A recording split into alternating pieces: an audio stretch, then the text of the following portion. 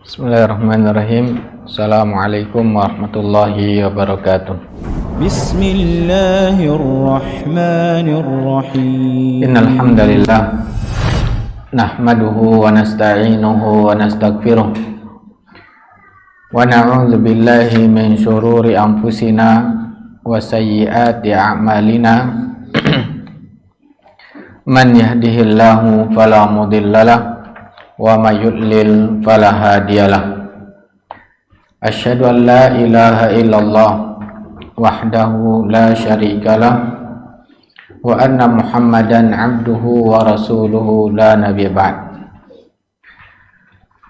Jemaah yang dirahmati oleh Allah Subhanahu wa taala, kita kembali diizinkan oleh Allah Subhanahu wa taala mempelajari fikih muamalah maliyah, fikih yang berkaitan dengan hubungan manusia dan manusia, dan lebih khusus yaitu dalam masalah harta, yang mana kita sampai pada pembahasan tentang hukum-hukum berkaitan dengan alkohol. Yang pembahasan kita ini kita merujuknya membaca dari buku Harta Haram Muamalat Kontemporer, yang mana harapan kita nantinya kita akan mengetahui apakah alkohol itu setelah kita mempelajari ini apakah sama hukumnya dengan khamar, kemudian bagaimana hukum penggunaan alkohol ini dalam kehidupan sehari-hari, baik penggunaan alkohol pada minyak wangi, kemudian penggunaan alkohol pada dalam kedokteran, baik itu sebagai obat, campuran obat, dan lain-lainnya. Nah, maka ini sangat penting bagi kita untuk mengetahuinya. Kemudian bagaimana hukum untuk menjual belikannya, ya. Inilah semoga kita diberikan oleh Allah Ta'ala kemudahan untuk mengetahui, memahami dengan baik materi ini dan mendapatkan ilmu manfaat dan menjadi amal soleh bagi kita. Apa ini maksud dengan alkohol?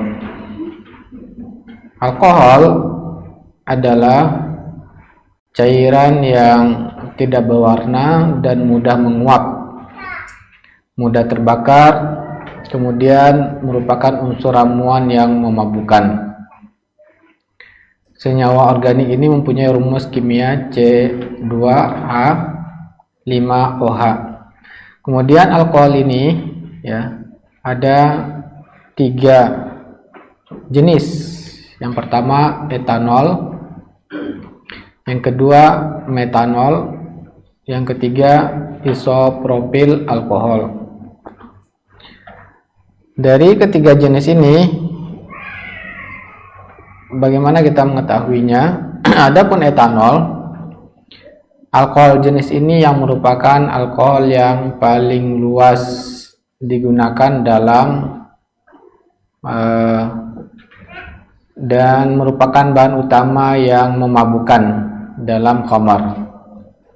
Jadi pada khamar, ya, yang memabukkan di dalam khamar itu adalah karena mengandung etanol,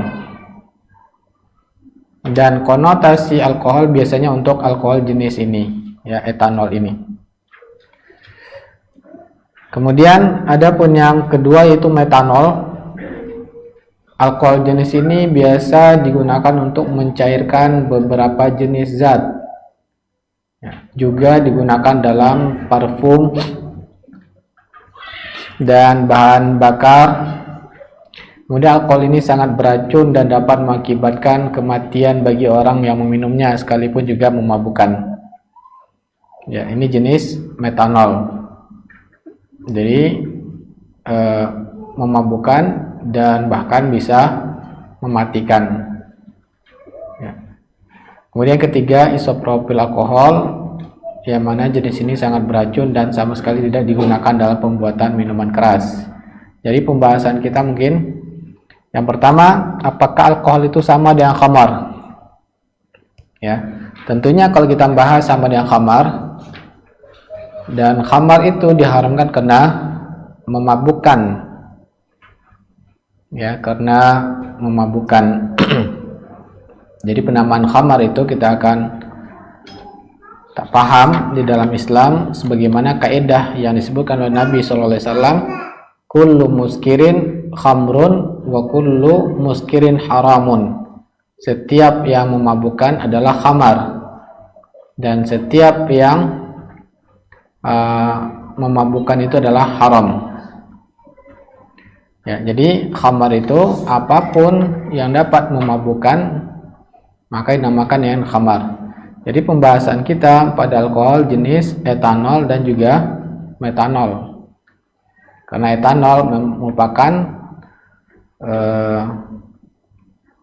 cairan atau bahan yang memabukkan pada khamar, dinamakan dengan etanol. Sedangkan metanol, ya, biasanya jenis alkohol ini tadi kita ketahui untuk penggunaan campuran cat untuk mencairkan bahan-bahan atau campuran minyak wangi. Dan kalau takaran tertentu dia akan memabukkan, tapi kalau terkadang bisa mematikan, menyebabkan kematian, hilangnya akal, ya, menyebabkan kematian. Nah, sehingga pembahasan kita alkohol yang jenis etanol, metanol ini apakah dia khamar atau bukan? Ya. Apakah dia sama dengan khamar atau bukan khamar? Ya, sehingga kalau bukan khamar merupakan zat lain dan tentu hukumnya tidak sama dengan khamar. Maka terjadi perbedaan para ulama tentang apakah alkohol itu sama dengan khamar. Pendapat pertama mengatakan bahwa alkohol itu sama dengan khamar. Ya. Ini merupakan pendapat mayoritas para ulama kontemporer dan juga Dewan Fatwa Kerajaan Arab Saudi juga mengatakan dengan pendapat ini. Jadi alkohol itu sama dengan khamar. Maka hukumnya yaitu hukum pada khamar. Pendapat yang kedua mengatakan alkohol bukanlah khamar, dan pendapat ini, ya, didukung oleh Syekh Muhammad Rashid Ridho dan beberapa ulama kontemporer. Karena pembahasan alkohol ini tentunya adalah pembahasan yang baru. Nah, apa dalil masing-masing pendapat para ulama ini? Sedangkan ulama yang mengatakan, yaitu mayoritas ulama mengatakan alkohol itu adalah khamar, sebagaimana jawaban dari ulama Kerajaan Arab Saudi ketika ditanya apa hukum menggunakan alkohol atau khamar dalam bahan campuran cat, obat-obatan, pembersih, parfum, dan bahan bakar. Ya. Maka Dewan Fatwa Ulama Kerajaan Arab Saudi menjawab, segala bentuk yang bila diminum dalam jumlah besar mengakibatkan mabuk, maka zat tersebut dinamakan khamar. Jadi menggunakan kaidah, ya, setiap yang ketika dikonsumsi, ya, bisa menyebabkan mabuk, maka dia dinamakan dengan khamar, baik dalam jumlah sedikit maupun banyak, baik diberi nama alkohol ataupun diberi nama yang lain. Nah, jadi dari pendapat fatwa ini menyatakan bahwa, ya, karena alkohol ini memabukkan, maka dia khamar. Tadi sudah kita pahami, ya, dari pengertian etanol dan metanol. Ya, etanol merupakan penyebab minuman itu memabukkan. Metanol juga ya, dia memabukkan sedikit, kalau banyak bisa mematikan, menyebabkan kematian. Maka lanjutan fatwa kerajaan Arab Saudi, para ulama mengatakan zat tersebut wajib ditumpahkan dan haram digunakan untuk kepentingan apapun. Ya. Jadi tidak boleh digunakan sebagai zat pembersih, campuran parfum, bahan bakar, dan lain sebagainya. Jadi sebagaimana perintah Allah terhadap larangan kaum muslimin untuk mendekati khamar. Jadi alkohol ini ya hukumnya seperti khamar, maka harus dijauhi, tidak boleh kita menggunakannya. Yang mana Allah mengatakan fajtanibuhu la'allakum tuflihun. Yang mana khamar, kemudian perjudian dan mengundi nasib itu adalah kotor, perbuatan setan, maka jauhilah. Ya, karena alkohol ini adalah penyebab mabuknya suatu zat atau cairan, ya, penyebab mabuknya seorang, maka dia adalah khamar. Adapun dalil pendapat ulama yang kedua mengatakan ya bahwa khamar berbeda dengan alkohol. Alkohol itu bukanlah khamar. Dalilnya bahwa khamar terbuat dari hasil fermentasi buah segar, ya, seperti anggur, kurma, gandum, dan biji-bijian.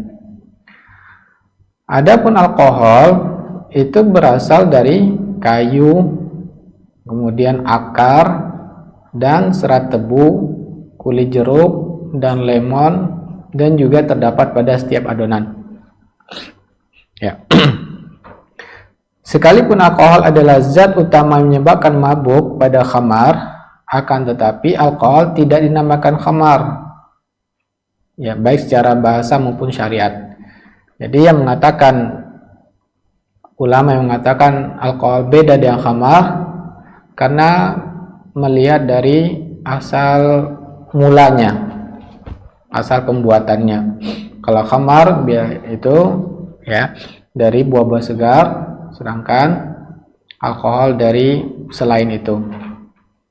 Kemudian melihat perbedaan dari nama, ya, namanya kalau khamar ya minuman, kalau alkohol ya alkohol, tidak dinamakan dengan khamar.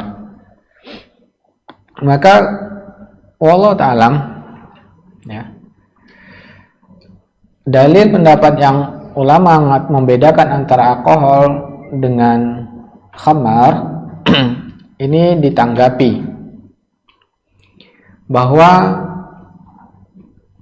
Rasulullah SAW sudah menyabdakan sebuah hadis beliau, dan ini menjadi kaidah dalam masalah pengertian khamar, yang mana diriwayatkan dari sahabat Abdullah bin Umar radhiyallahu anhu, Nabi SAW bersabda, kullu muskirin khamrun wa kullu muskirin haramun. Hadis ini diriwayatkan oleh Imam Muslim. Setiap yang memabukkan adalah khamar, dan setiap yang memabukkan adalah haram. Maka alkohol ini memabukkan, ya, maka dia adalah khamar, karena Nabi mengatakan khamar itu adalah yang memabukkan. Nah, sehingga wallahu ta'alam, ya, dengan kaidah Nabi ini, karena alkohol juga memabukkan, maka dia termasuk khamar. Sehingga mayoritas ulama mengatakan bahwa alkohol ini adalah khamar karena dia memabukkan. Tapi ini tetap jadi perbedaan para ulama. Kemudian akan tetapi apakah semua jenis alkohol hukumnya sama dengan khamar? Alkohol merupakan nama zat yang tidak dikenal pada masa Nabi SAW, Dan karena unsur utama yang memabukkan dalam khamar adalah etanol, maka hanya alkohol jenis ini saja yang hukumnya sama dengan khamar.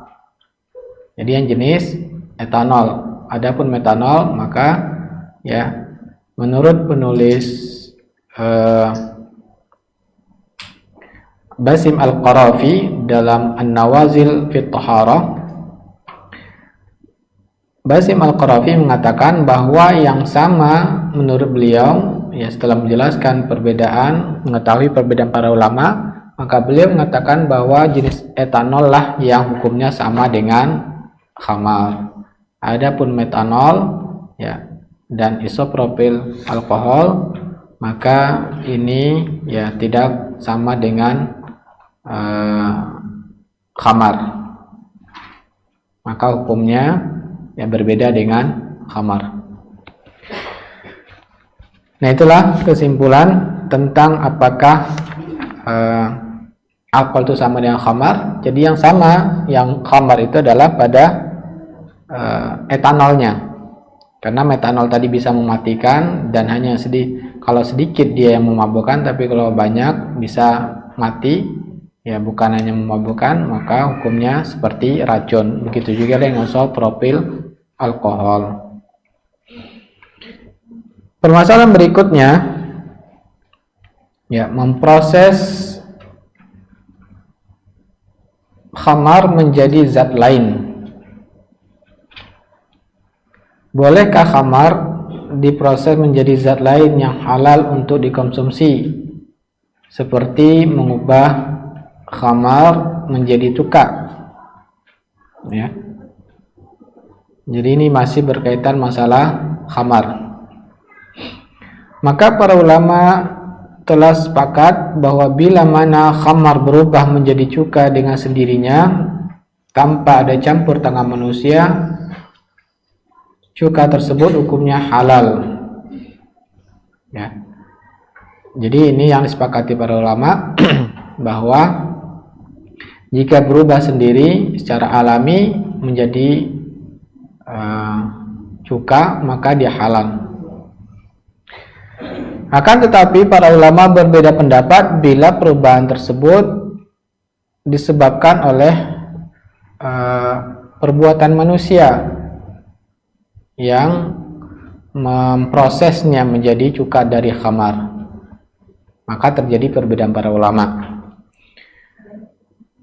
Maka pendapat pertama, yaitu mazhab Hanafi, proses tersebut dibolehkan dan hasil yang telah menjadi wujud lain setelah proses hukumnya suci, boleh dikonsumsi. Jadi memprosesnya itu boleh menurut mazhab Hanafi, dan ketika sudah berubah menjadi zat yang halal yaitu cuka, maka ya boleh juga dikonsumsi.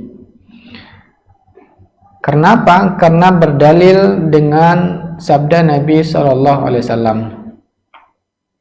yang mana Rasulullah SAW diriwayatkan oleh Imam Muslim mengatakan, ni'mal udumu al-khallu. Beliau mengatakan lauk untuk campuran makan roti, ya, yang paling enak adalah cuka.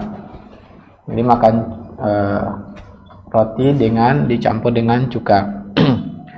Nah, cuka dengan keumuman ucapan Nabi bahwa cuka ini adalah makanan yang enak, berarti adalah yang halal. Dengan demikian, ya, memproses dari khamar yang haram itu untuk menjadi cuka, maka itu dibolehkan saja karena cukanya adalah halal. Ya. Adapun pendapat yang kedua, yaitu mazhab Syafi'i, kemudian Hambali, dan juga salah satu pendapat dari mazhab Maliki. Jadi mengatakan bahwa memprosesnya ya menjadi zat lain hukumnya haram. Jadi untuk memproses dari khamar menjadi zat lain yang halal itu prosesnya haram. Dalilnya apa? Dari sahabat Anas bin Malik bahwa Nabi SAW ditanya tentang pemanfaatan khamar untuk dirubah menjadi cuka. Maka beliau mengatakan tidak boleh ya yang khamar dirubah menjadi cuka. Maka larangan Nabi ini menunjukkan haramnya khamar dirubah menjadi zat yang lain yang bermanfaat. Ya. Kemudian juga dalam hadis lain, Abu Talha bertanya kepada Nabi SAW tentang khamar anak yatim. Sahabat Abu Talha bertanya bahwa anak yatim ditinggali warisan harta oleh orang tuanya berupa khamar. Nah, sehingga akan dimanfaatkan dirubah menjadi cuka, dan ketika itu akan dijual dan menjadi harta bagi anak yatim. Maka Rasulullah SAW mengatakan tumpahkan khamar itu. Ya, beliau melarang untuk dirubah menjadi cuka. Dan juga hadis yang lain, ya, pemanfaatan khamar, yaitu dengan dijual. Kemudian Rasulullah SAW mengatakan, Innallah idza harama ala qaumin akla syai'in harama bai'ahu. Sungguhnya Allah ketika mengharamkan dimakan maka haram dijual. Maka khamar ini sama sekali tidak boleh dirubah untuk menjadi sesuatu yang halal. Ya, contohnya dijual sehingga hasilnya bisa dimanfaatkan untuk penggunaan haram. Ini juga dilarang oleh Nabi SAW. Karena dia adalah haram maka harus dimusnahkan. Ya, sesuatu yang haram zatnya ini harus dimusnahkan. Dan khamarnya adalah zatnya haram sehingga harus tidak boleh dimanfaatkan atau diproses yang lainnya. Wallahu ta'ala, dari dua pendapat ini tentunya kita lihat ya, pendapat pertama ditanggapi dalil Imam Abu Hanifah ini tidak kuat ya, karena mungkin saja yang dimaksud Nabi SAW adalah cuka yang berbau wujud secara alami, karena Allah telah mewajibkan untuk menjauhi khamar. Maka proses perubahan khamar yang dilakukan dengan sengaja berarti mendekati khamar ya, berarti bermain-main dengan sesuatu yang diharamkan Allah. Padahal Allah jauhi khamar, ini malah sengaja kita dekati dan dirubah menjadi cuka, berarti menentang perintah Allah Subhanahu wa Ta'ala. Sehingga yang lebih kuat dalam perbedaan ini adalah pendapat mayoritas ulama bahwa tidak boleh khamar diproses menjadi zat yang lain yang menjadi halal. Ya. Kemudian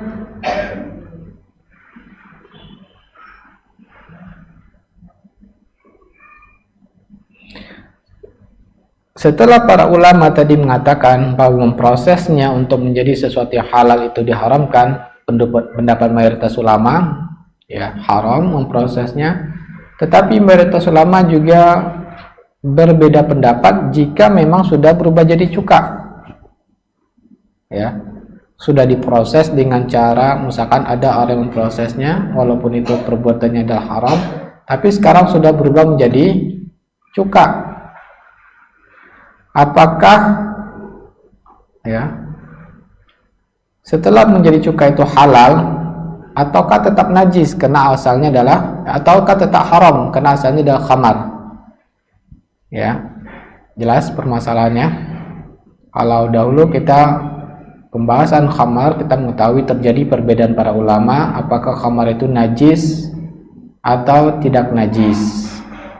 Mayoritas ulama mengatakan khamar itu adalah najis karena Allah mengatakan rijsun, kotor. Maka kotor itu ya, najis itu adalah kotor, maka Allah memerintahkan untuk menjauhi. Ulama-ulama kontemporer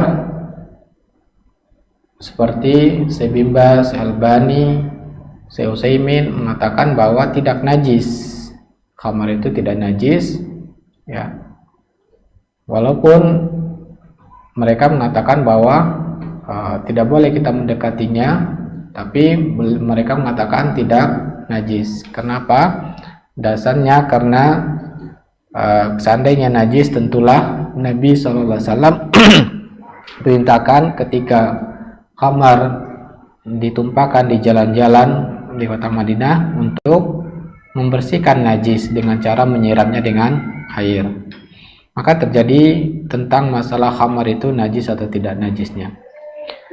Nah, sekarang permasalahan kita yaitu setelah kita mengetahui pendapat mayoritas ulama bahwa memproses khamar itu menjadi cuka adalah diharamkan, pendapat yang kuat.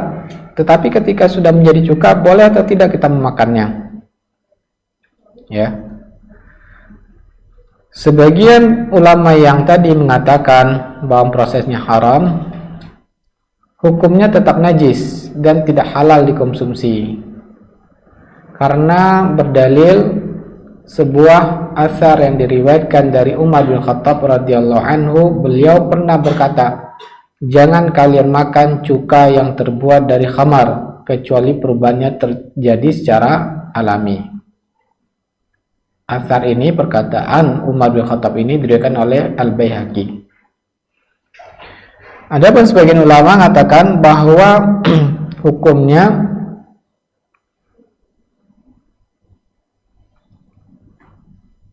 halal, ya, boleh itu dimakan.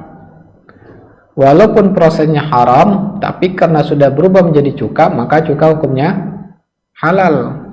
Ya. Nah, ini perbedaan ulama tentang ketika sudah berubah menjadi cuka. Wallahu alam, pendapat yang tetap menganggap najis, ya, ini menurut penulis Harta Haram Ustaz Irwandi mengatakan bahwa pendapat yang mengatakan tetap menganggap najis, ya, najisnya cuka yang berasal dari khamar, ini adalah tetap haram.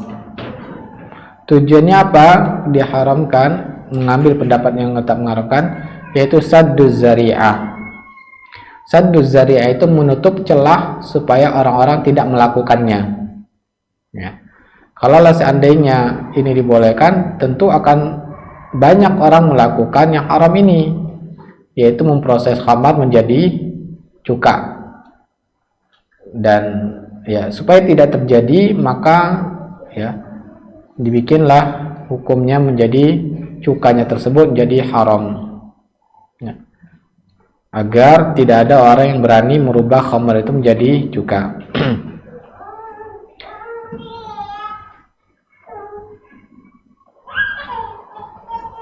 Dan pantas, ya, ini lebih kuat, ya, dan juga pantas Umar menerapkannya, kebijakan tersebut. Jadi Umar melarang tersebut adalah suatu kebijakan, ya, kebijakan supaya jangan ada orang-orang yang merubah khamar karena lemahnya iman sehingga mereka bermain-main dengan sesuatu yang haram, ya, mereka rubah khamar itu menjadikan cuka. Supaya tidak dilakukan, maka ya pemimpin atau orang yang berkuasa berhak untuk mengambil pendapat ini. Tetapi kalau kita melihat dari hukum asalnya, ya, ulama yang mengatakan bahwa ketika sudah menjadi cuka, maka kembali pada hukum asalnya cuka adalah dibolehkan. Ini sangat kuat dari segi dalil, ya. Terus bagaimana? Allah Ta'ala, kalau kita sebagai orang memiliki kekuasaan, maka ya pendapat yang mengharamkan lebih kuat untuk kita jalankan. Adapun secara umum, ketika kita tidak tahu, ya, bahwa itu asalnya dari khamar, maka kita hanya tahu bahwa itu ada cuka, maka kembali pada hukum asal adalah cuka itu hukumnya halal. Nah, kalau kita tahu itu disengaja dibikin dari yang haram, maka hendaknya kita tinggalkan, ya, supaya tidak ada orang-orang yang berani melakukannya.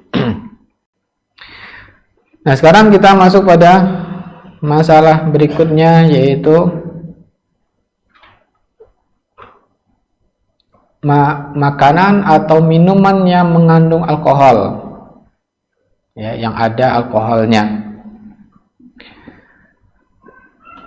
Beberapa jenis makanan mengandung alkohol yang berasal dari proses fermentasi alami, seperti roti yang mengandung alkohol disebabkan karena adonannya dicampur ragi sehingga terjadilah fermentasi. Kemudian pada saat roti dipanggang, umumnya alkohol yang terdapat pada adonan tadi menguap tanpa meninggalkan bekas sama sekali. Ya. Jadi yang perlu kita pahami di sini bahwa adanya alkohol di dalam campuran roti itu bukan sengaja dicampurkan, tapi memang secara alami. Ya. Kemudian ketika sudah dibakar atau dipanggang, maka alkohol menjadi hilang. Ya. Alkohol juga terdapat pada jus buah, seperti jus anggur, ya, terkadang mencapai 1%. Juga terdapat pada, jadi ini adanya alkohol tersebut secara alami 1% pada jus anggur. Juga terdapat pada susu dengan kadar terkadang mencapai 0,5%. Ini juga adanya secara alami. Nah, akan tetapi minuman ini tidak memabukkan. Makan roti juga banyak nggak ada yang mabuk sampai sampai mabuk orang. Kemudian minum jus anggur juga tidak ada yang sampai mabuk. Ya. Sehingga bagaimana hukum memakan yang tadi, ya, memang mengandung alkohol secara alami, maka ini bukanlah sesuatu yang diharamkan dan dia bukan khamar. Ya. Maka hukumnya ini dibolehkan, halal. Berikutnya, makanan dan minuman yang ditambahkan alkohol. Nah, sekarang permasalahannya adalah sengaja memberikan alkohol. Ya.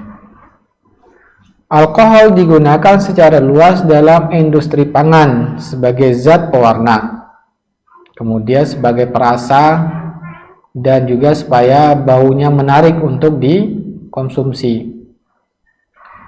Terkadang sengaja ditambahkan ke dalam makanan dalam jumlah besar, seperti dalam proses pembuatan es krim, ya, berbagai jenis kue, minuman non alkohol, dan buah-buahan yang dapat memabukkan.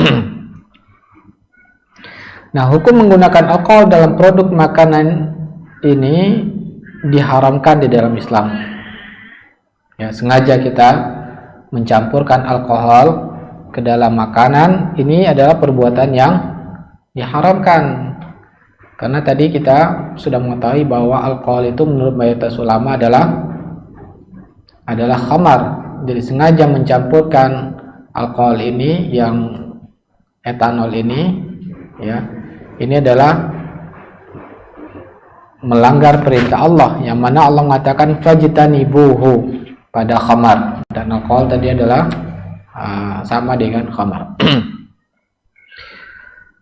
Karena itu para ulama dari berbagai mazhab melarang penggunaan khamar untuk apapun jua. Di antaranya An-Nafrawi, ya, mazhab Maliki mengatakan menggunakan khamar tidak halal digunakan untuk apapun jua, dan khamar wajib ditumpahkan. Kemudian Ibnu Hazmi juga melarang, ya, tentang penggunaan khamar tersebut untuk makanan, dicampur makanan. Nah, kemudian akan tetapi bila makanan atau minum tersebut telah dicampur alkohol oleh sebuah pabrik makanan atau minuman, seperti minuman berkolak yang menggunakan alkohol untuk mengeluarkan zat kolak, apakah halal menjual produk yang mengandung alkohol tersebut, dan apakah halal untuk dikonsumsi? Ya, jelas? Jadi permasalahan sama dengan yang tadi. memprosesnya, mencampurkan itu sudah haram, sekarang sudah terproses dalam makanan tersebut. Maka terjadi, sudah menjadi bagian dari makanan atau minum tersebut, alkohol tersebut. Maka ada dua keadaan. Yang pertama, alkohol yang dicampurkan ke dalam makanan atau minuman tersebut tidak terurai, masih terdapat bau, rasa, atau efek memabukkan. Ya, kalau begini berarti keadaannya apa? Para ulama sepakat bahwa ini haram untuk dikonsumsi dan juga haram untuk diperjualbelikan. Yang kedua, keadaan kedua, alkohol yang dicampurkan ke dalam makanan atau minuman telah terurai, ya, yang mana tidak lagi terdapat bau, tidak ada lagi rasa, dan juga tidak ada warna, dan juga tidak menyebabkan mabuk manakala kita memakannya atau dikonsumsi. Yang ini yang terjadi perbedaan para ulama. Ya. Pendapat pertama mengatakan, yaitu mazhab Hanafi, Maliki, dan Syafi'i, mayoritas ulama mengatakan makanan dan minuman ini tidak halal. Karena apa? Karena telah bercampur alkohol, dan alkohol adalah najis menurut mayoritas ulama yang kita pahami pada pembahasan tentang khamar. Maka berarti makanan minum ini telah bercampur najis, hukumnya berubah menjadi najis yang tidak boleh dikonsumsi dan haram diperjualbelikan. Ya. Jadi ini menurut mayoritas ulama, yaitu mazhab Hanafi, Maliki, dan Syafi'i. Sedangkan pendapat kedua mengatakan, yaitu mazhab Hambali, kemudian Abu Yusuf, murid ya dari Imam Abu Hanifah, dan Ibnu Hazm mengatakan bahwa makanan minuman yang telah bercampur khamar atau alkohol kemudian larut atau terurai dalam makanan, tidak terdapat lagi bau, tidak ada rasa, dan tidak memabukkan, ya, maka hukumnya halal dikonsumsi dan halal diperjualbelikan. Dalilnya apa? Dalilnya khamar diharamkan karena memabukkan. Sedangkan makanan ini, ya, walaupun dicampurkan sengaja alkohol, tidak lagi memabukkan.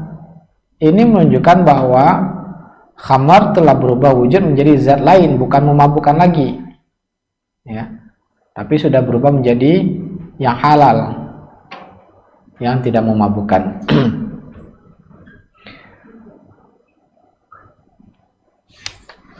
Nah, maka pendapat yang kedua ini, ya, pendapat yang mazhab Hambali dan juga Abu Yusuf, murid dari Imam Abu Hanifah, ini yang dipilih juga oleh Ibnu Taimiyah. Ya, Ibnu Taimiyah, Syekhul Islam Ibnu Taimiyah mengatakan, apabila khamar terurai di dalam air, maka orang yang meminum air tersebut tidak lagi dinamakan meminum khamar. Maka pendapat ini banyak didukung oleh ulama kontemporer, mengingat zat khamar telah hilang, larut atau terurai, dan yang tinggal hanyalah makanan minuman yang halal. Sebagaimana khamar murni bila berubah wujud menjadi cuka, hukumnya berubah menjadi halal. Apatah lagi khamar pada makan minum ini hanya dicampurkan dan bukan bahan dasar. Wallahu ta'ala. Nah, ya, inilah terjadi perbedaan para ulama tentang makanan yang dicampurkan alkohol dan sudah terurai, ya, tidak lagi memabukkan dan tidak lagi terdapat rasanya. Terus bagaimana sikap kita? Nah, sikap kita ketika terjadi, tadi kita sudah tahu bahwa mayoritas ulama mengatakan hukumnya haram, ya. Kenapa? Karena alasannya sengaja mencampurkan najis, ya, dan khamar itu adalah, alkohol itu adalah najis menurut mayoritas ulama. Nah, kalau sudah tercampur najis, maka ya walaupun terurai, tapi tetap ini sesuatu yang perbuatan dilarang. Kalau dari segi dalil secara akal, memang pendapat kedua adalah pendapat yang kuat. Kenapa? Kembali pada hukum asal, makanan minum adalah boleh selama tidak dilarang, dan ini tidak lagi terdapat memabukkannya, maka kembali pada hukum asalnya, minuman atau roti atau es krim ini halal, ya. Ini sangat kuat dari segi dalil. Tapi dari segi pengamalan mana yang lebih utama? Wallahu ta'ala, kalau kita tahu memang sengaja dicampurkan alkohol di sana, ya, sengaja dicampurkan alkohol, maka tentu kita keluar dari perbedaan ulama ini lebih baik, ya, lebih baik kita tidak yaitu bagaimana cara keluar dari perbedaan ulama, tidak memakan makanan yang ada sengaja dicampurkan alkohol, ya, ini yang lebih baik bagi kita untuk mengamalkannya. Walaupun dari segi dalil pendapat yang kedua adalah pendapat yang kuat karena tidak lagi terdapat unsur memabukkannya dan alkoholnya sudah terurai. Ya, wallahu ta'ala alam. Sekarang kita masalah berikutnya, yaitu menggunakan obat-obatan beralkohol, ya. Nah, bagaimana hukumnya penggunaan alkohol sebagai obat atau khamar sebagai obat?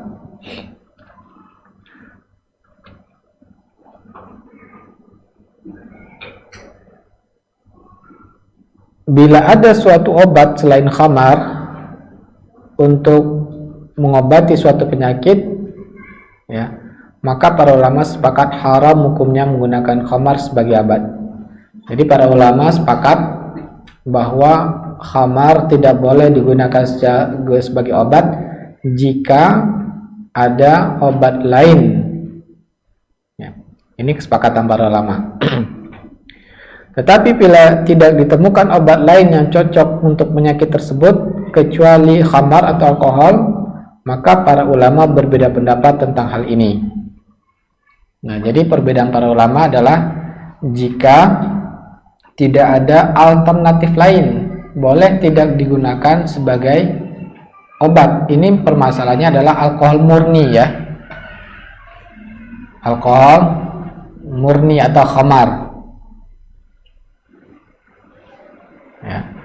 Nanti akan kita lihat sebagai campuran, alkohol sebagai campuran. Tapi ini perbedaan ulama adalah alkohol yang murni atau khamar murni digunakan sebagai obat yang mana masih ada alternatif obat yang lain. Maka pendapat pertama mengatakan Ibnu Hazmi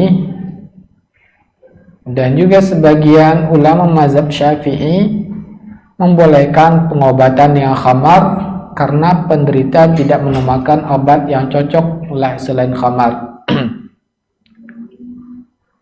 Ya. Yang berarti penderita penyakit dapat dianggap dalam keadaan darurat.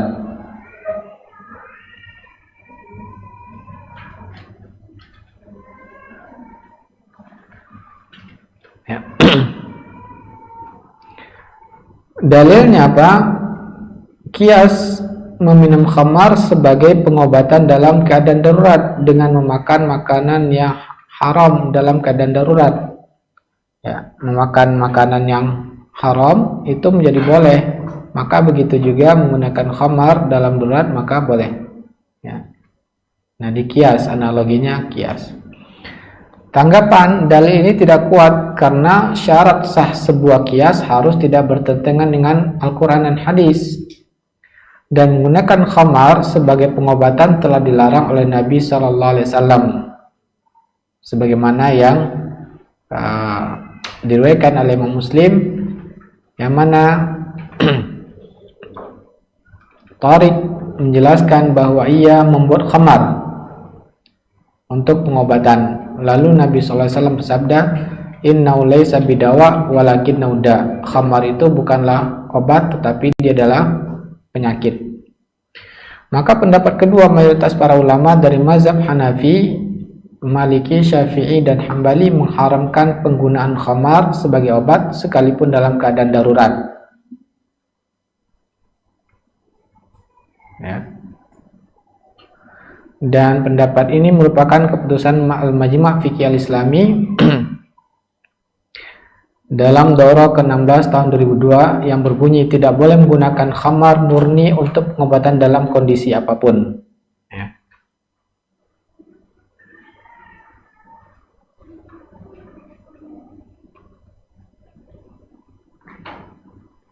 Kita ulangi lagi permasalahan ini, yaitu apa? Bila ada suatu obat selain khamar untuk sebuah penyakit, semua ulama sepakat haram menggunakan khamar sebagai obat. Nah, sekarang permasalahannya bila tidak ditemukan obat lain, ya, saya ulangi lagi. Bila tidak ditemukan obat lain, ya, hanya khamar ini sebagai obatnya, tidak ada alternatif lain, maka sebagian ulama mengatakan ini darurat, tapi mayoritas ulama mengatakan ini tidak darurat, tetap haram hukumnya. Ini adalah pendapat mayoritas ulama. Dalilnya apa? Karena ucapan Nabi, "Innahu laisa bidawa walakinnahu da." Khamar itu bukanlah obat, tetapi dia adalah penyakit. Juga diriwayatkan bahwa anak Ummu Salamah menderita sakit. Ummu Salamah beramuan khamar. Maka Nabi masuk ke rumah dan menanyakan isi belanga tersebut. Ummu Salamah memberitahu. Lalu Rasulullah SAW bersabda, "Innallaha lam yaj'al shifa'akum fima harrama alaikum." Hadis ini diriwayatkan Baihaqi, sungguhnya Allah tidak menjadikan obat kalian dari penyakit, ya, pada benda yang telah diharamkan Allah. Ya. Inilah pendapat majelis ulama bahwa kalau khamar murni atau alkohol murni tidak boleh dikonsumsi sebagai obat. Dikonsumsi sebagai obat, berbeda kalau digunakan sebagai obat oles. Ya, jelas? Kalau itu adalah untuk dikonsumsi, untuk diminum. Ya, pendapat yang kuat mayoritas ulama mengatakan tetap hukumnya haram karena Allah tidak menjadikan obat itu dari khamar. Nah, sekarang obat yang mengandung alkohol sebagai bahan tambahan, ya, maka bila khamar hanya sebagai bahan tambahan dalam obat-obatan, seperti ditambahkan untuk melarutkan sebuah zat atau ditambahkan agar obat berupa sirup memiliki bau yang menarik untuk diminum, atau sebagai bahan pengawet obat, bagaimana hukumnya? Maka kesimpulannya bahwa Syarbaini menyimpulkan, yaitu boleh dengan adanya syarat-syarat berikut ini. Ya, sebagai tambahan obat menjadi boleh, tapi harus ada syarat-syarat dipenuhi. Pertama, ya, tidak ada pilihan lain. Yang kedua, penggunanya harus berdasarkan hasil dari konsultasi dengan dokter muslim. Ya. Yang ketiga, syaratnya khamar atau alkohol tersebut telah larut dalam ramuan obat. Ya, larut sehingga obatnya tidak lagi memabukkan. Yang terakhir, dalam penggunaan obat ini semua ulama sepakat membolehkannya. Ya. Jadi ini syarat-syarat ini, yang tiga ini, maka semua ulama sepakat bahwa obat tersebut tidak ada lagi efek memabukkannya, sudah larut, kemudian memang tidak ada pilihan lain dalam campuran obat tersebut, memang hanya dengan mencampur alkohol, ya. Dan sudah konsultasi dengan dokter lain bahwa tidak ada obat yang lain yang tidak ada alkoholnya. Nah, kemudian parfum yang mengandung alkohol. Ya. Pada sebagian minyak wangi atau parfum, kadar alkoholnya terkadang mencapai 80%. Seperti pada kolon. Dan terkadang kadarnya hanya sedikit, tidak sampai memabukkan jika diminum. Dan terkadang alkoholnya larut dalam cairan minyak. Ya, saking ininya sedikitnya menjadi larut. Maka ulama kontemporer berbeda pendapat tentang menggunakan minyak wangi jenis ini. Ya, yang ada parfum, ada campuran alkoholnya. Pendapat pertama, sebagian ulama kontemporer, diantaranya Lembaga Fatwa Mesir, kemudian Dr. Abdullah Jibrin, kemudian Dr. Husam Afana, memfatwakan boleh menggunakan semua jenis minyak wangi yang mengandung alkohol, dengan alasan bahwa khamar tidaklah najis. Nah, ini kembali kepada najis atau tidaknya khamar. Dengan demikian juga ya, pendapat ini didukung oleh Syekh Utsaimin, kemudian juga Syekh Albani dan Syekh Bin Baz, boleh menggunakan alkohol, ya, menggunakan minyak wangi yang campuran alkohol, karena alkohol tidak najis. Dengan alasan bahwa khamar tidaklah najis, dengan demikian juga alkohol dan pengguna minyak wangi bukan untuk diminum. Ya. Maka kembali pada hukum asal, yaitu boleh menggunakan segala sesuatu yang bila tidak terdapat larangan. Ya. Jadi masalahnya ini bukan untuk diminum, hanya untuk dipakai.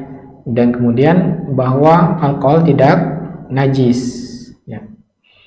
Pendapat kedua, menurut ulama lain bahwa haram hukumnya menggunakan minyak wangi yang mengandung kadar alkohol tinggi. Bila diminum dapat memabukkan. Ya. Pendapat ini difatwakan oleh Lembaga Fatwa Kerajaan Arab Saudi dan didukung oleh banyak para ulama. Jadi mayoritas ulama mengatakan, ya, memisahkan antara kandungan alkoholnya pada minyak wangi tersebut. Kalau alkoholnya sampai memabukkan, ya, berarti haram penggunaan minyak wangi tersebut. Seperti apa tadi? Kolon, ya, sampai 80% alkoholnya. Maka menurut mayoritas ulama ini hukumnya haram.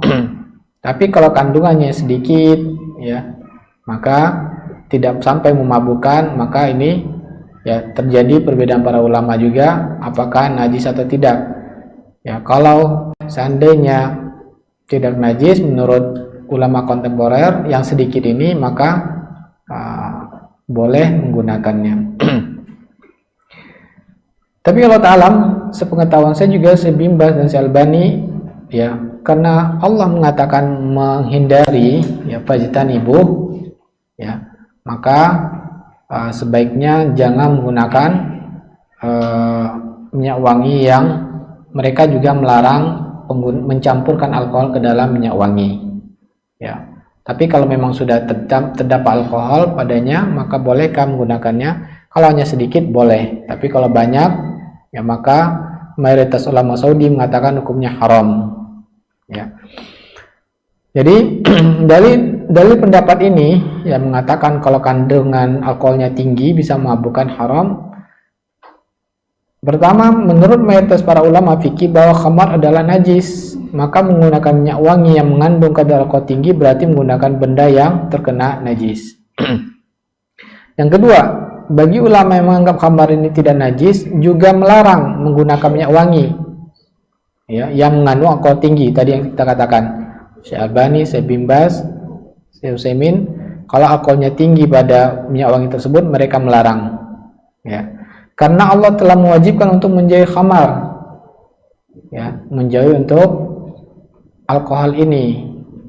Sedangkan mencampurkan serta menggunakan sebagai minyak wangi ke tubuh atau pakaian melanggar perintah Allah kalau dia kandungannya banyak. Ya. Setelah mengetahui hukum mengenakan minyak wangi yang mengandung alkohol, maka hukum menjualnya mengikuti sesuai dengan perbedaan ulama tadi. Ya, hukum menjual minyak wangi ada alkohol sesuai dengan mayoritas ulama mengatakan bahwa kalau kandungannya tinggi pada minyak wangi tersebut haram menjual belikannya.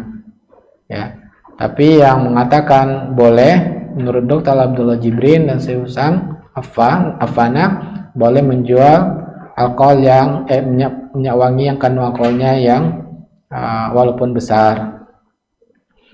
Maka Allah Ta'ala, terus bagaimana sikap kita?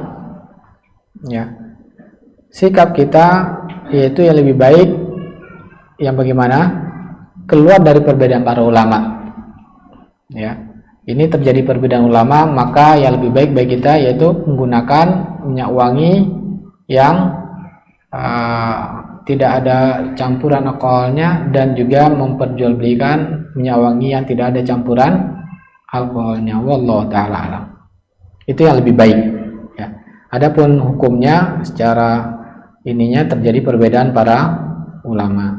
Mayoritas ulama mengatakan kalau alkoholnya tinggi pada parfum tersebut maka ya tidak boleh untuk digunakan karena Allah melarang kita untuk mendekati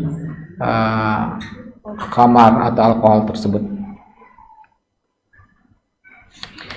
Ya, selesai pembahasan kita tentang alkohol. Semoga kita dapat memahaminya dengan baik materi ini, dan sisa waktu kita akan diskusi dan tanya jawab.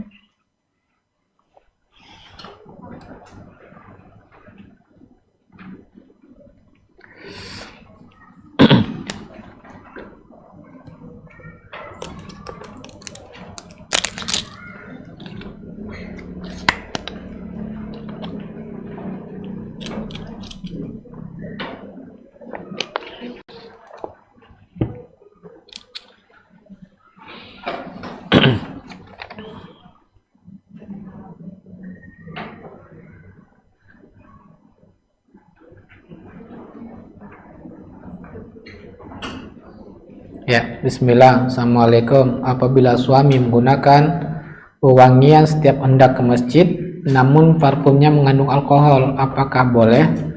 Mohon nasihat Ustadz, jazakallah khair. Jadi tentang ini tadi kita kembalikan lagi ya, bahas kembali.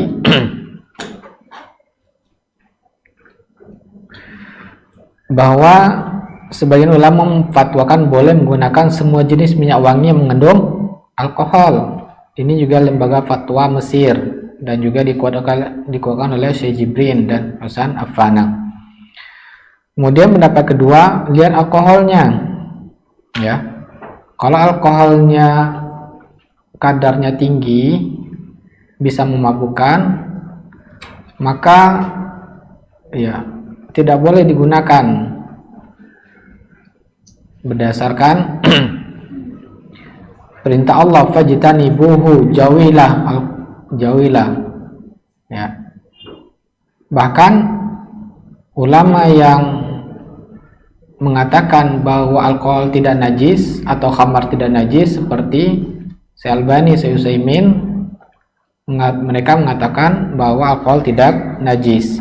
Mereka juga melarang menggunakan minyak wangi yang kandungan alkoholnya tinggi ya, yang lebih dari biasanya memabukkan itu 20 berapa persen, lupa saya waktu itu pernah kita bahas berapa persen, kita lihat lagi berapa, 12% apa 20%, dalam pembahasan khamar kayaknya ya.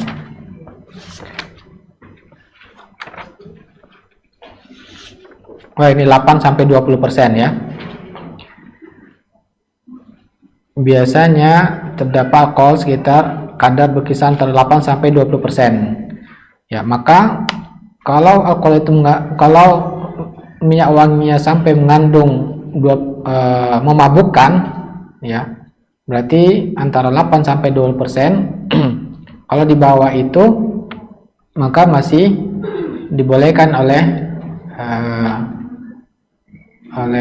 ulama ini Tapi kalau sudah memabukkan 8 sampai 8 ke atas, maka tidak dibolehkan menggunakannya. Ya.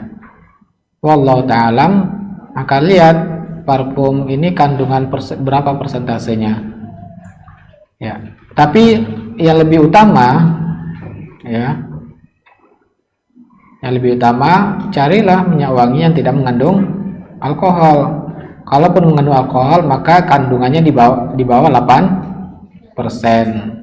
Walaupun ada fatwa lembaga Mesir mengatakan boleh walaupun kandungan sampai 80%. Ya, Allah Ta'ala untuk pendapat yang mengatakan bahwa kalau khamar itu memabukkan, ya.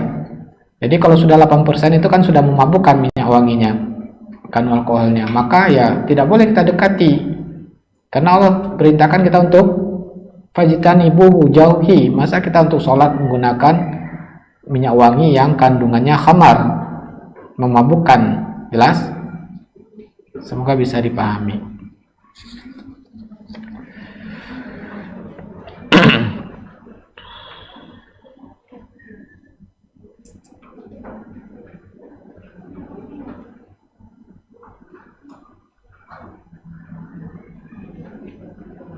Ya, izin bertanya Ustadz di luar tema. Bila berzakat pada beberapa guru yang mengabdi di yayasan yang belum mampu yayasan tersebut menggaji beberapa tahun ini sejak pandemi, apakah diperbolehkan zakat kepada guru tersebut? Ya, zakat penyalurannya ini sudah ditentukan oleh Allah Subhanahu wa Ta'ala. Ya, yaitu asnaf yang 8: fakir, miskin, amil, orang yang berhutang, kemudian mu'allaf, fisabilillah, ibnu sabil. Ya. Nah, kita lihat apakah guru ini salah satu dari asnaf 8.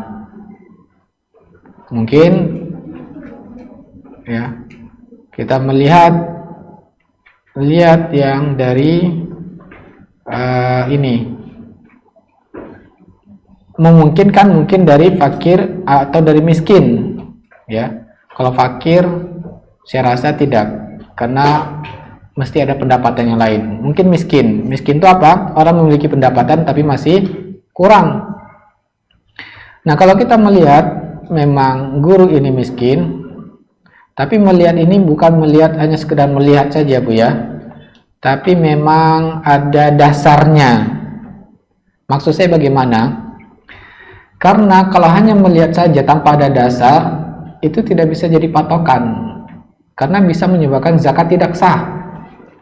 Ya, karena kita sudah melakukan satu tindakan tanpa dasar hukum.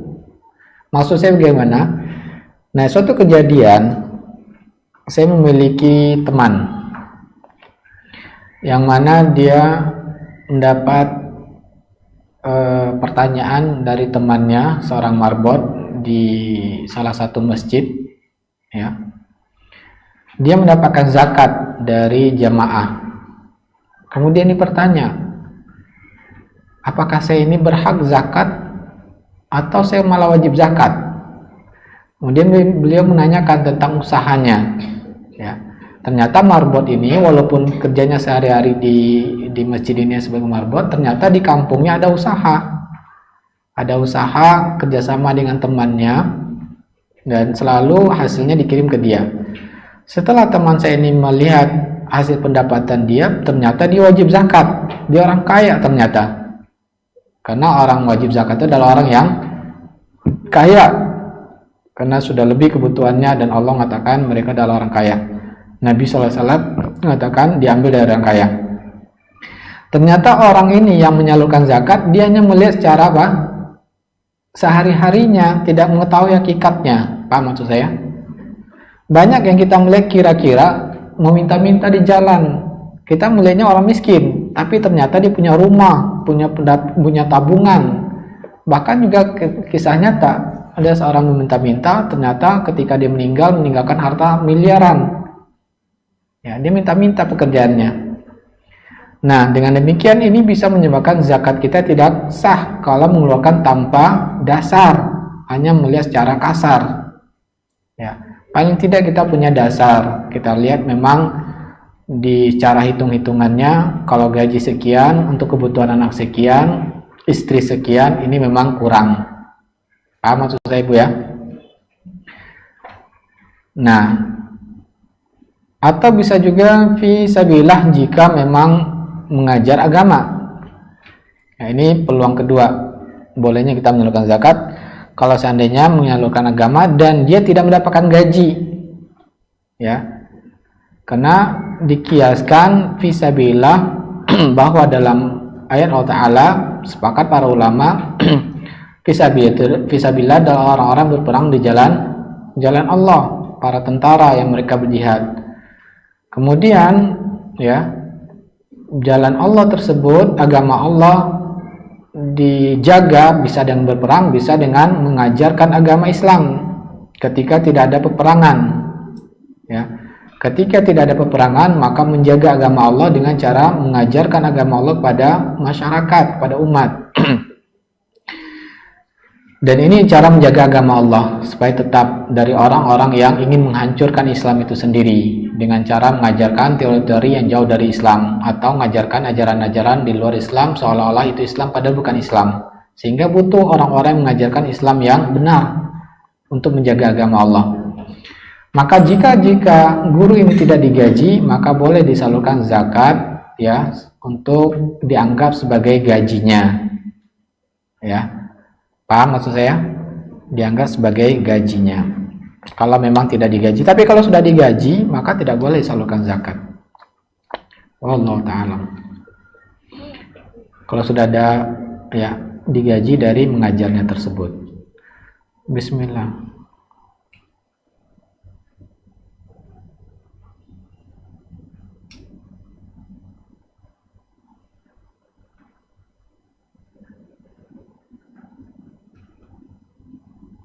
Ya, bagus pertanyaannya ya. Semua pertanyaan bagus, tapi ini ada kekhususan.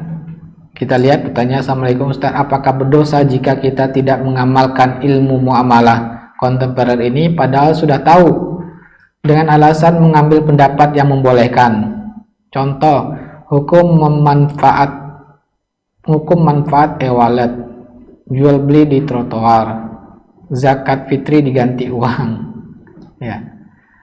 Nah, ini akan berbeda satu hukum dengan hukum lain ya Bu ya. Kalau misalkan kita sudah mengetahui mana pendapat yang kuat, kemudian kita tinggalkan pendapat kuat ini, ya alasannya ada yang membolehkan, tentu dia akan dipertanyakan karena sudah mengetahuinya. Ya. Paham maksud saya? Berarti dia meninggalkan pendapat kuat.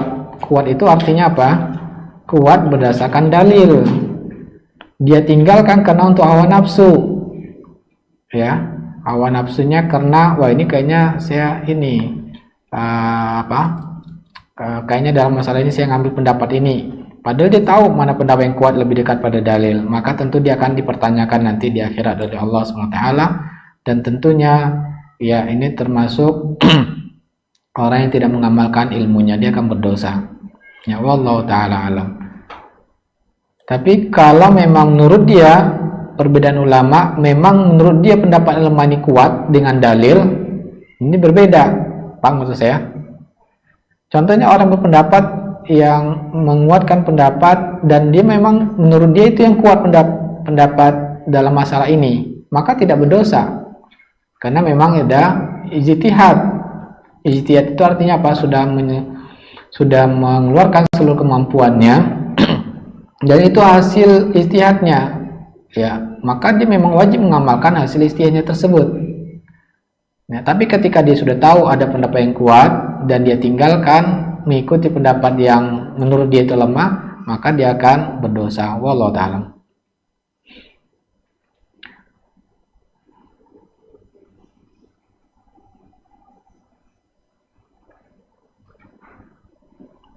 Assalamualaikum Ustaz, misal menyewakan rumah kepada saudara dengan harga rendah namun pemilik rumah belum ada uang untuk memperbaiki rumah tersebut. Disewakan apa adanya kepada saudara tersebut. Apakah jika penyewa yang memperbaiki dengan biaya dia sendiri boleh? Bagaimana konsekuensi akad ijarahnya terhadap pemilik? Saya ulangi lagi. Saya belum memahaminya. Menyewakan rumah kepada saudara dengan harga rendah, namun pemilik rumah belum ada uang untuk memperbaiki rumah tersebut. Disewakan apa adanya kepada saudara tersebut. Nah,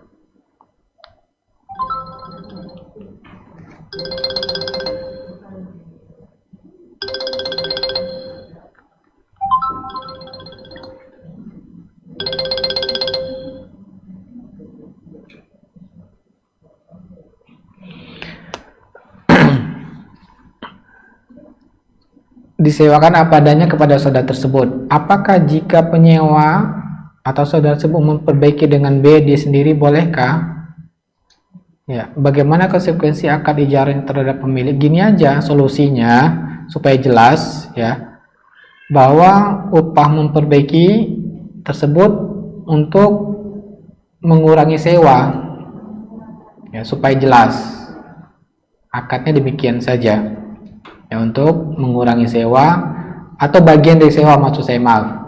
Jadi upah perbaiki itu bagian dari sewa supaya jelas ya, tidak menyebabkan perselisihan belakangan. Kalau tidak jelas, tidak disepakati biaya perbaikan itu sebagai apa, apakah sebagai hutang atau sebagai bagian dari sewa, tidak disepakati dari awal, bisa menyebabkan perselisihan belakang hari, maka ini hukumnya haram ya, karena tidak jelasnya dua belah pihak dalam pemanfaatan harta ini, yang mana pemilik rumah mendapat manfaat yaitu hartanya menjadi bagus, padahal tidak ada kesepakatan yang jelas, dan ini pasti akan menyebabkan perselisihan nantinya. Maka Allah mengharamkan ini, namakan dengan gharar pada akad ya, gharar tidak jelasnya dalam akad kita sudah menggunakan manfaat harta orang lain. Jadi solusinya diperjelas saja apakah bagian dari sewa rumah atau akadnya apa? Hutang. Wallahu ta'ala. Yang hutang nanti akan dibayar lagi.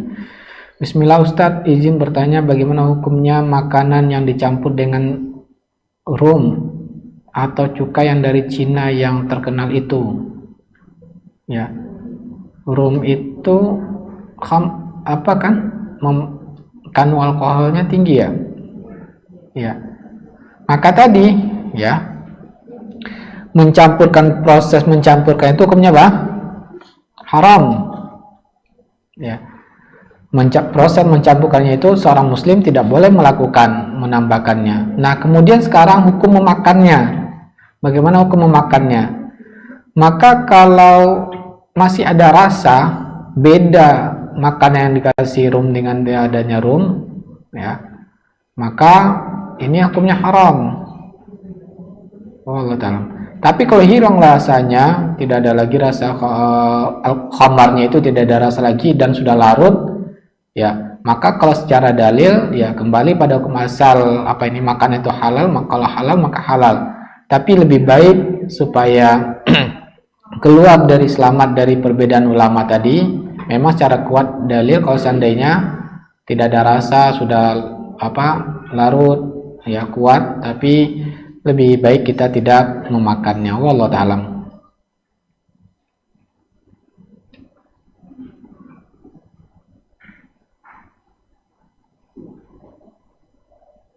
Ya, oh ini apa ya, informasi ini. Dulu kita belajar tentang menyembelih ayam tidak pakai asma Allah. Kemudian saya ke pasar, lihat abang-abang menyembelihnya tidak pakai baca apa-apa. Sambil ngobrol. Saya lihat sendiri setiap pekan, tapi katanya boleh karena pasar tersebut di bawah MUI setempat. Bagaimana? Nah, pasarnya dari MUI, apanya yang pakai dari MUI, Bu? Maka kalau kita memang kita lihat ya, tidak baca bismillah, maka tidak boleh kita makannya, haram hukumnya. Ya, halal tidak itu bukan dari label MUI-nya. Label MUI itu kalau seandainya mereka menjalankannya, maksud saya yang dibilabel itu menjalankan sesuai arahan MUI. Kalau tidak dijalankan sesuai arahan MUI, maka dia tidak berfungsi label halal MUI tersebut. Allah taala. Ya.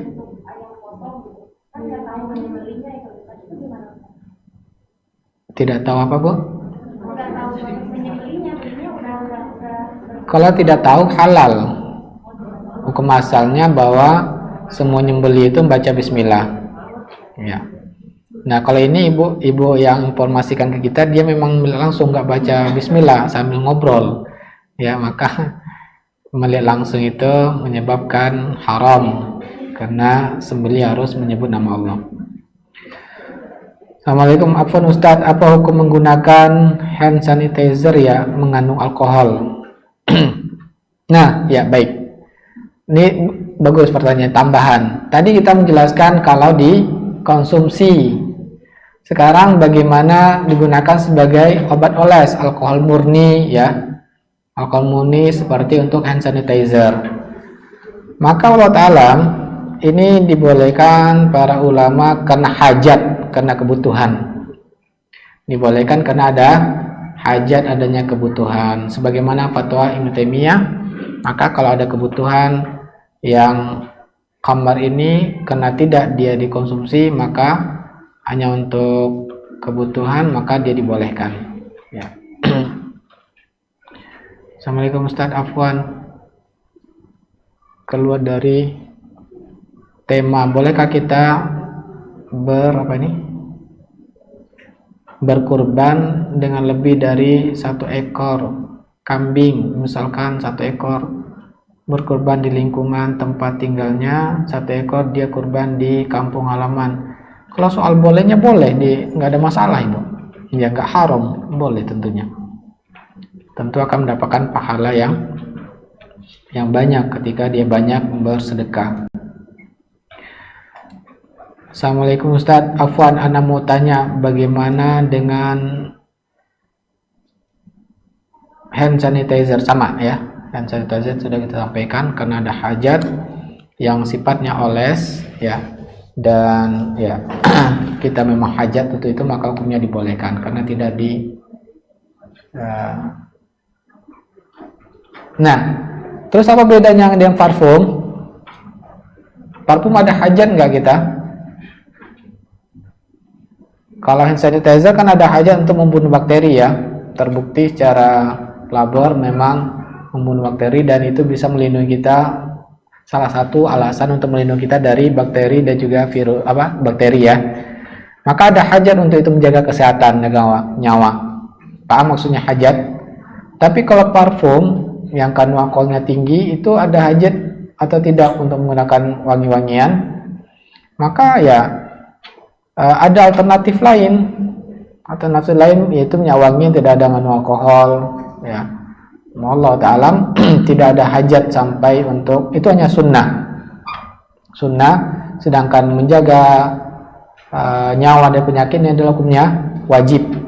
Jadi ini adalah hajatnya, perbedaan antara yang sunnah dilakukan dengan yang sesuatu wajib kita untuk melakukannya. Wallahu ta'ala, itu perbedaannya. Semoga ini bermanfaat bagi saya dan kita semua. Kita cukupkan, kita akhiri dengan doa kafaratul majlis. Subhanakallahumma bihamdika asyhadu an la ilaha illa anta astaghfiruka wa atubu ilaik. Wassalamualaikum warahmatullahi wabarakatuh. Bismillahirrahmanirrahim.